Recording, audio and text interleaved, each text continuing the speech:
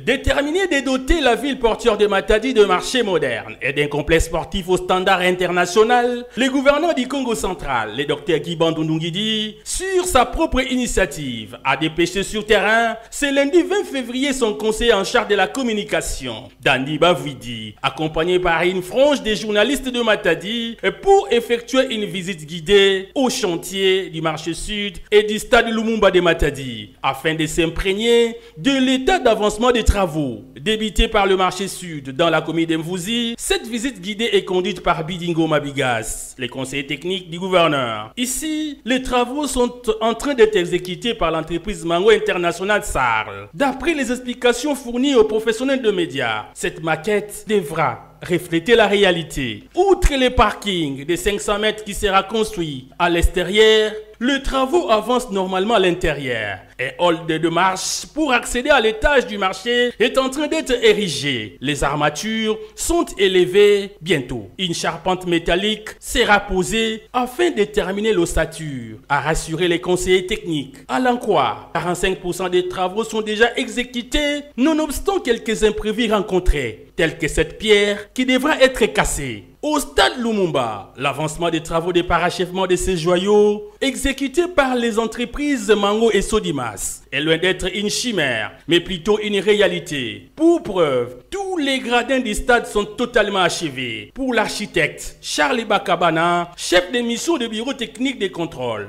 BTC, depuis les systèmes de chronogramme initiés par l'autorité provinciale, les programmes et les timings sont respectés pour doter Matadi des infrastructures sportives d'ici fin de l'année 2023. Non, parce que imprévu que Kotara a fait, mais sauf imprévu en tout cas, Mvoula y a que man savait. En tout cas vers la fin ou peut-être un peu au-delà et à milieu, il y a Mvoula en tout cas travaux et que va déjà venir vous attendre là, venez constater.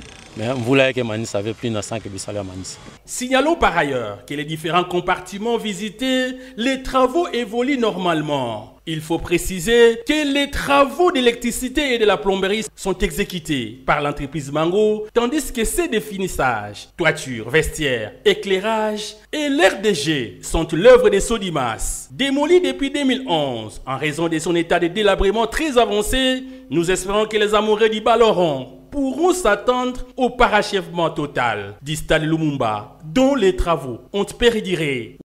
Ainsi.